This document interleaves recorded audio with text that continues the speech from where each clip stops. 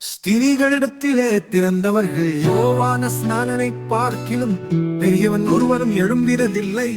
ஆகிலும் பரலோக ராஜ்யத்தில் சிறியவனாயிருக்கிறவன் அவனிலும் பெரியவனாயிருக்கிறான் என்று உங்களுக்கு மெய்யாகவே சொல்லுகிறேன்.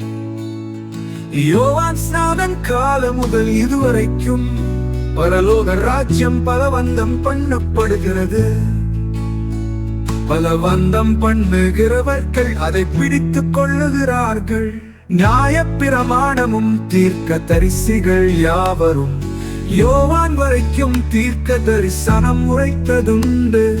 நீங்கள் ஏற்றுக்கொள்ள மனதாயிருந்தா வருகிறவனாகிய எலியாய் வந்தான். கேட்கிறதற்கு காதுள்ளவன் கேட்க கடவன். இந்த சந்ததியை யாருக்கு ஒப்பிடுவேன்? சந்தை வெளிகளில் உட்கார்ந்து தங்கள் தோழரை பார்த்து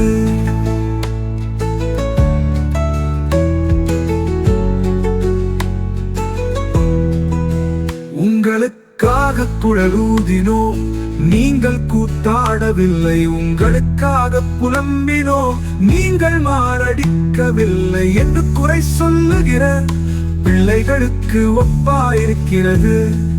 எப்படியெனில் யோவான் போஜனப்பானம் பண்ணாதவனாய் வந்தான். அதற்கு அவர்கள் அவன் பிசாசு பிடித்திருக்கிறவன் என்றார்கள்.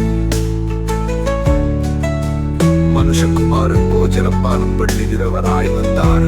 அதற்காக இதோ போஜன பிரியனும் மதுப்பான பிரியனுமான மனுஷன் ஆயக்காரருக்கும் பாவிகளுக்கும் சிநேகிதன் என்கிறார்கள். ஆனாலும் ஞானமானது அதன் பிள்ளைகளால் நீதியுள்ளதென்று ஒப்புக்கொள்ளப்படும் என்றார். அப்பொழுது நமது பலத்த செய்கைகளில் அதிகமானவைகளை செய்ய கண்ட பட்டணங்கள் மனந்திரும்பாமற் போனபடியினார் அவைகளை அவர் கடிந்து கொள்ளத் தொடங்கினார்.